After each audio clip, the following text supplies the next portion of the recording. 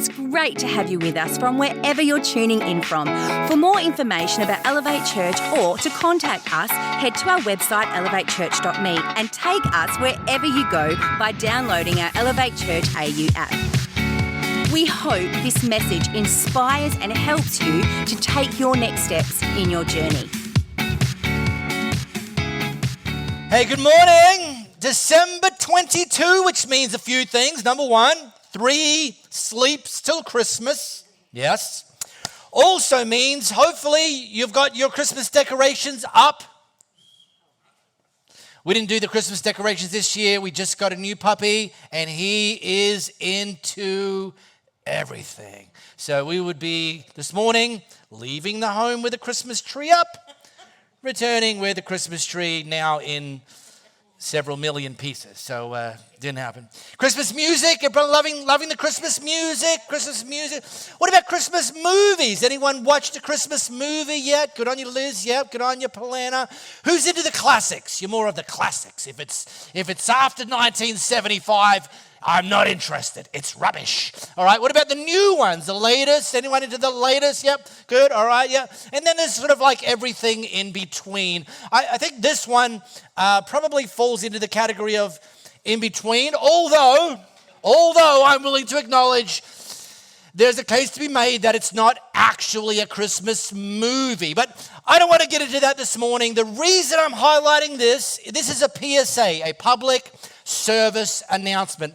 The baddies in Home Alone are these two characters on the right-hand side. They call themselves the Wet Bandits. I'm not going to go into why. You can look it up for yourself. Not now. But anyway, here's why I'm telling you this. Because according to the timeline of the script of the movie, they are due for release from prison in December 2024. All right, there you go. You're welcome. What about this one? Does anyone remember this one? Watch this one, Rod. Yeah, I knew I could count on you. National Lampoon's Christmas Vacation. It's dated a little bit. The lead actor is a guy named Chevy Chase. Some of you are like, huh? Is that a car? No. Anyway, there's a scene where the character that Chevy Chase plays, he's been promised that he, with his job, is going to be given a Christmas bonus. And he's so excited because in his mind, he's already spent it.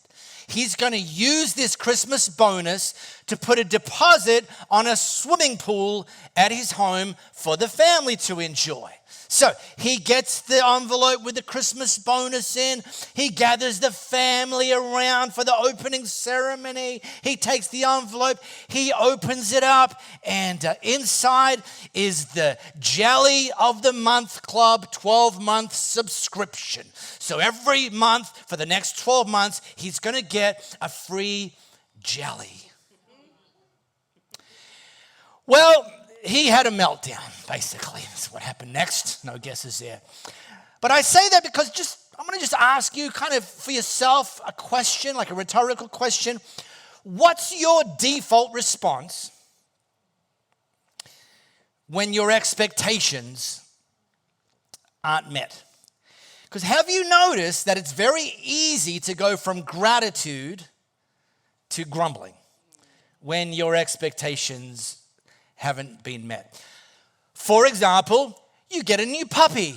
A new puppy. Everyone loves the new puppy. Show us the photos of the new puppy. 12 months later, you find your default thinking about how much wee you've had to wipe up, how much poo you've had to pick up, how much food you've had to serve, and puppies don't lay eggs, so there's not exactly something return on that investment.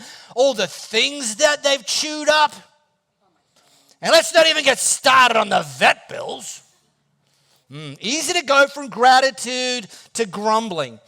What about a new job? Oh, I'll be praying for a new job. God got me a new job. I just started my new job. Praise the Lord. Oh, I'm so glad. I'm so grateful. I'm so excited. I got a new job. 12 months later, how's the job going? Oh, you should meet my boss. Oh, Oh, you would hate to be working next to my colleagues. Oh, I do all this extra stuff in there and no one even thanks me. Very easy to go from gratitude to grumbling. What about marriage? Marriage. Going into this wonderful new experience with all sorts of wonderfully positive expectations. I mean, she's so different from me. I just love all of her quirky things that she does that I would never do. Opposites really do attract. Different cultural backgrounds. Wow, this is going to be such an adventure. I'm going to learn so much. Different. Can you imagine when we get married, we're going to be able to put all of our clothes together in the same wardrobe. and we're going to be able to share equal bench space on the ensuite bathroom countertop. Okay. 12 months later, you realize not all of those expectations were met, and it's easy to go from gratitude to grumbling. Now, December, leading up to Christmas, is talked about as the most wonderful time of the year. Really? Like some of you just squeaked past the end of November with a pulse, and you're like, and then more of the same, but then we've got to add to that, add to the to-do list, add to the time pressures, the financial pressures, the family pressures. And it's easy in December to go from gratitude to grumbling. Oh, can't wait till Christmas is over. But here's one thing I know about grumbling. Is that if you spend your time and your focus on grumbling, it's very easy to miss the everyday miracles that God is consistently doing in your life.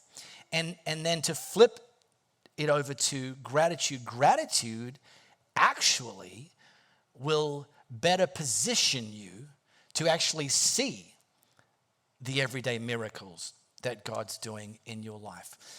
I want to show you that. If you've got your smartphone camera, scan this. It's going to take us in the Bible app to Numbers chapter 11. So Numbers is the fourth book in the Bible, so it's like way back.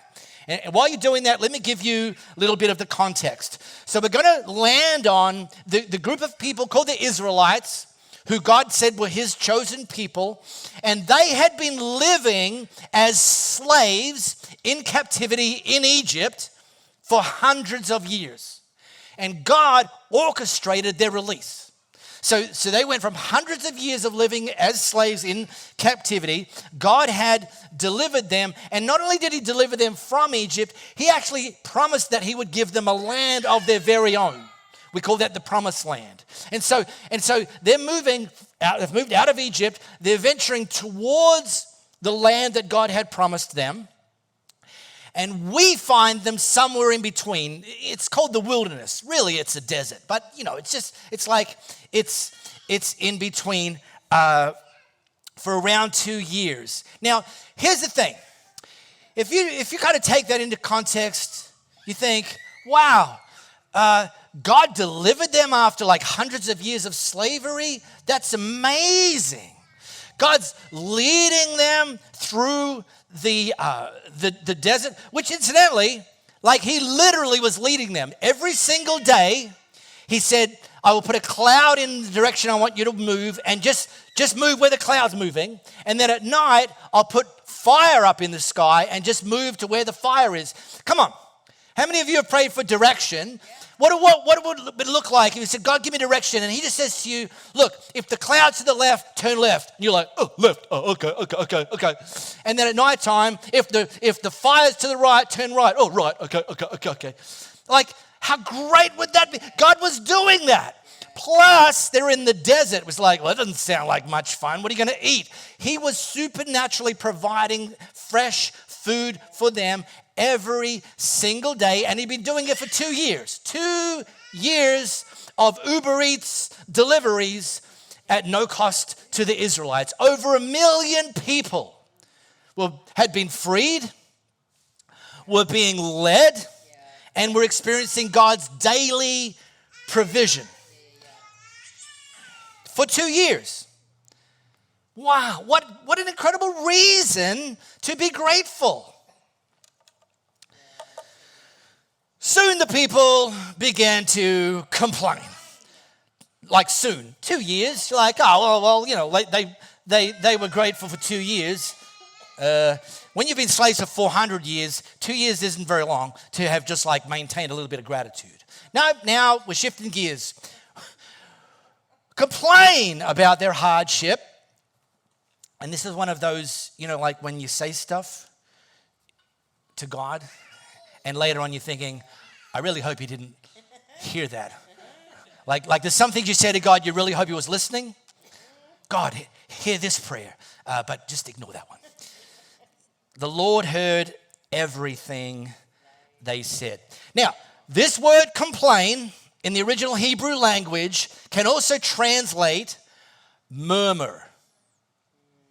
Now, the word murmur falls into a category of words that we call onomatopoeic. Is everyone paying attention now? Yes. Some of you just learned 2 words. Onomatopoeic. This idea, this category of words called onomatopoeic are words that mean like they sound. And sound like they mean. For example, burp. Burp means like it sounds and sounds like it means. That's a word that's considered onomatopoeic. Swish, like the swish of a basketball going through the net. It makes a swish sound, so we call it a swish. Buzz, bees buzzing sounds like buzz. That's onomatopoeic. This word, complain, can translate murmur, which means it's onomatopoeic exactly like it sounds.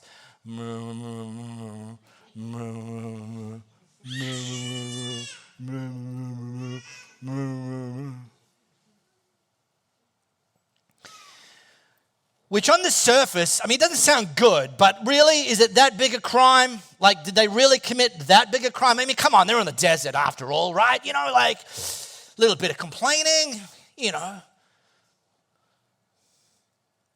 Just not too much. Until you discover that God actually labeled their complaining rebellion. Some of you are like, picked the wrong day to turn up to Elevate on a Sunday. Which God was, by calling their complaining rebellion, he was implying that they were actually questioning his sovereign provision for their lives. Let me translate it into everyday Aussie language. God called it rebellion. He actually implies that they were accusing God of not doing a good enough job.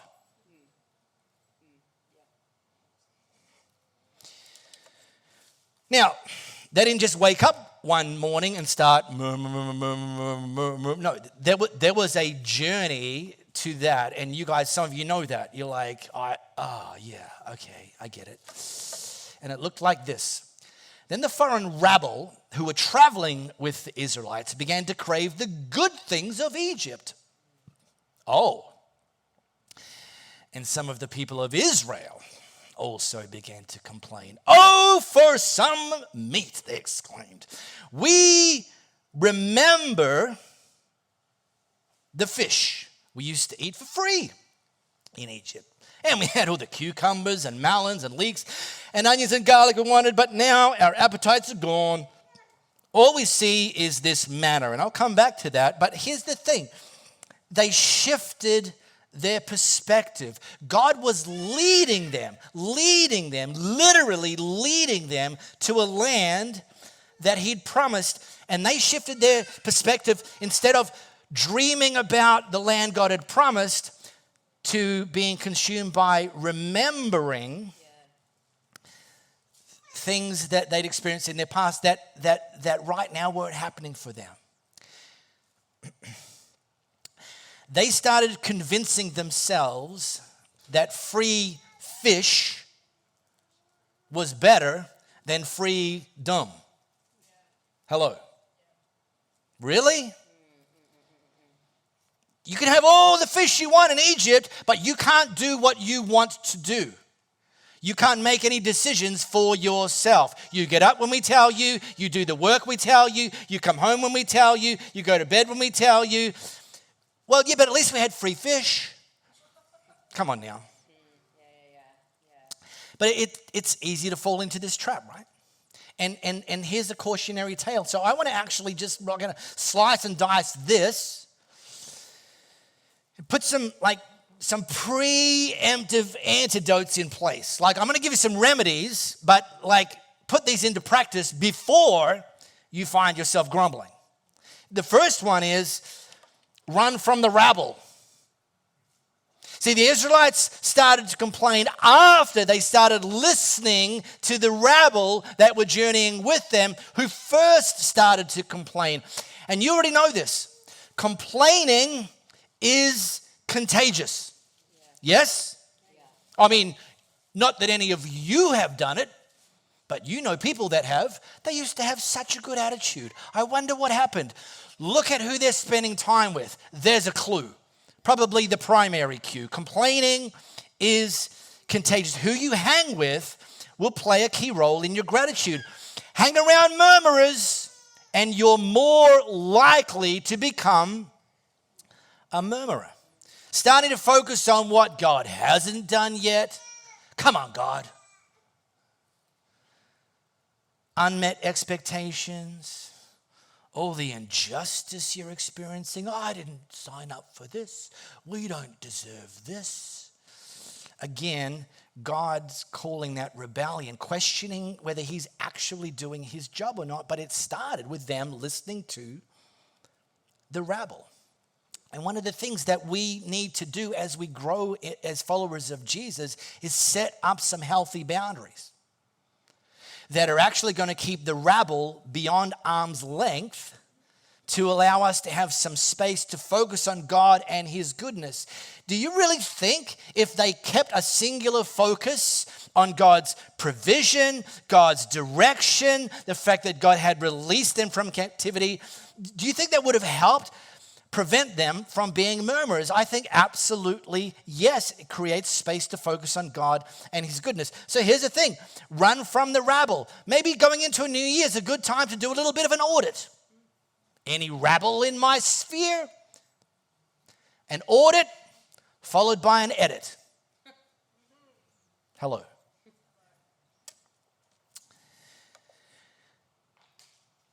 Then focus on promises over problems. God promised them a land. He didn't promise them no problems. So why are you disappointed? You're disappointed because but there will be problems. But focus on the promises, and they give context for why we can and should endure the problems. There is a phrase. Read your Bible from cover to cover, and there's a phrase that you will come across time and time and time and time again. Jesus said it on multiple occasions. It's a very simple phrase. The phrase is, in a little while. That's the phrase. In a little while.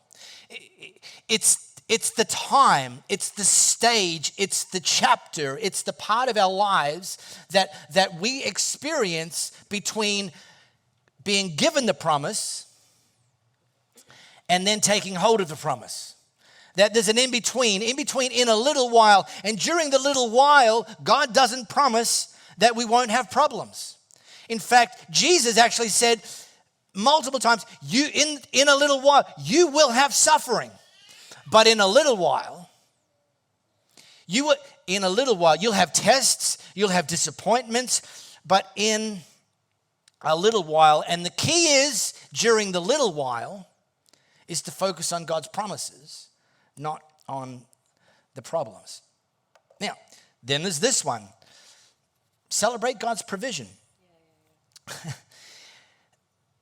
They were journeying through the desert. Over 1 million people journeying through a desert, which means what you think it means. It means there's no natural resources. When they started dreaming of fish, you couldn't just drop a line in the water because there wasn't no water. They had no ability to grow things because there was no land that would grow things, and even if they put it in, there was no water to water the things they tried to grow. So here we literally find the Israelites having no ability, like zero, to provide for themselves. Which, if you've ever been in that situation, like there's a thing that you're facing and you're like, I literally have nothing. I have no clue. I have nothing to throw at this. I have no strategy. I literally feel 100% helpless. That's exactly how they discovered life in the wilderness. But you have a choice in that moment. Die, that's an option, or learn to become 100% dependent on God and his faithful provision, which he started to demonstrate for them. Literally started to demonstrate for them. Every morning, they would step outside of their tents, and there was this thing. We don't have like Instagram footage these days of what it looked like, but it was this substance which they called manna, M-A-N-N-A, manna, which actually translates, what is this? They didn't say what it was. They didn't know what it was. They called it, what is this? But whatever what is this is, it had already sustained them for 2 years. And by the way, here's another thing. God wanted them to learn dependence on him, because the manna, anything that was left at the end of the day, was spoiled by tomorrow. No leftovers. So I mean, I'm a visual person. I'm like, so they would go to sleep at night in their tents every night and wake up in the morning and go, well, I sure hope there's some what is this out there this morning, because otherwise we got nothing. And they would open their tents, and sure enough, 1 million plus people, God had airdropped some what is this for 2 years. 2 years. Yeah, but it's not fish. I think it's time for me to go on the carnivore diet. I want some meat, all meat. Forget about those veggies and leeks and stuff. I mean, give me a bit of flatulence, but I'm a bit sick. I've got a bit of what we call flavor fatigue. I mean, what is this? It was good for the first year and a half, but come on, man, 2 years of eating the same thing? Well, okay, sure, but every single morning, you were on the receiving end of a miracle of God's provision. But grumbling will cause you to miss out on seeing the everyday miracles that God is doing. And here's one thing, like I say, everyday miracles. Boring. Do you know that actually the everyday miracles can sustain you while you're waiting for the big one? Like, okay, God, I mean, like I'm kind of hoping for more, but he's proving himself faithful in the little while as he's leading you to the more. And so there's this, giving thanks continually. We have a phrase for this. We use the phrase, count your blessings. But I wonder, have you ever done that? Like, I'll count your blessings. That's so sweet. But like literally, have you ever done that? Like kind of made a list? And if you haven't, well, you probably have without even knowing it. Because here's one thing I know about people, just in general. We kind of count our blessings when everything's going well. But actually, there's a superpower in counting your blessings when things didn't quite go according to plan, and rather than complaining, which God calls rebellion, hey God, not doing a very good job. I think it might be time for someone else. Or maybe you could take the job. Sometimes we think we could do better than God, right? Any positions vacant in ruling the world, God, I'd like to apply. Please don't. Count your blessings even when things aren't going according to plan. And you'll start to see God's actually always at work in and through your life. We really hope you got a lot out of this message. If you live in the Perth area, we'd love for you to join one of our live experiences. For times and directions, as well as information, head to our website, elevatechurch.me. For those of you beyond the Perth area, we'd love for you to connect with our online experience, which premieres every Sunday via YouTube and Facebook Live, and on demand immediately after. And to partner with us to reach more people by giving financially, head to our website, elevatechurch.me, and also download our Elevate Church AU app.